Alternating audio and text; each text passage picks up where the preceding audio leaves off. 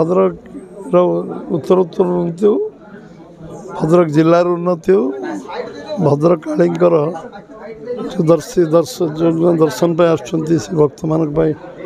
अधिक सुव्यवस्था हो सब कथा भद्रक काली तो आराध्य देवी समस्ते मानती भद्रक में सारा ओडिशार लोकंर ये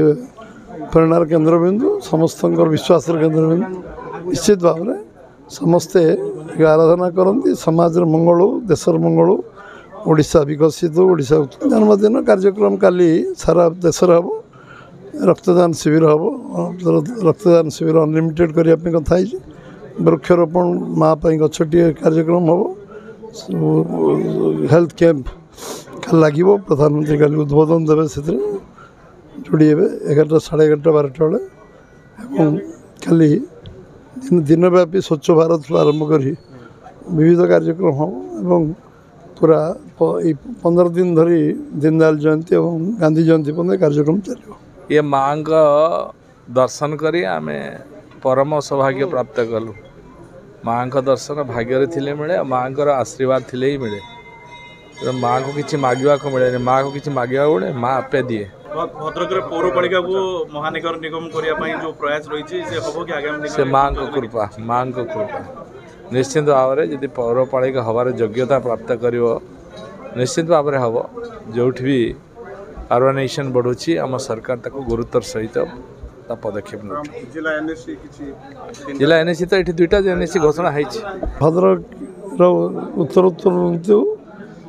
भद्रक जिलार उन्नति हो भद्रक काली जो दर्शन पर भक्त मान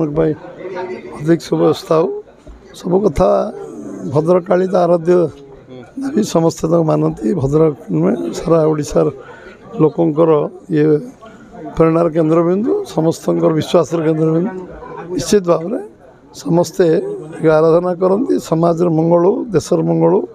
ओडिशा विकसित हो ओडिशा जन्मदिन कार्यक्रम काली सारा देश हम रक्तदान शिविर हम रक्तदान शिविर अनलिमिटेड करने कथा वृक्षरोपण माँ गछटी कार्यक्रम हम हेल्थ कैंप लगे प्रधानमंत्री काली उद्बोधन देवे से जोड़ी 11टा 11:30 12टा बेले खाली दिनव्यापी स्वच्छ भारत आरंभ कर विविध कार्यक्रम हम एवं पूरा 15 दिन धरी दीनदयाल जयंती और गांधी जयंती पर्यंत कार्यक्रम चलो ये माँ का दर्शन करी आम परम सौभाग्य प्राप्त कलु माँ का दर्शन भाग्य थिले मिले माँ का आशीर्वाद थिले ही मिले माँ को किसी मांगवा को मिले माँ को किसी मांगवा मिले माँ आपे दिए भद्रक पौरपालिका को महानगर निगम करने जो प्रयास रही से माँ को कृपा निश्चित भाव में जब पौरपालिका हबार योग्यता प्राप्त कर निश्चित भाव में हम जो भी अर्बानाइजेशन बढ़ुची आम सरकार ताको गुरुत्वर सहित पदक्षेप जिला एनएसी तो ये 2टा एनएसी घोषणा है।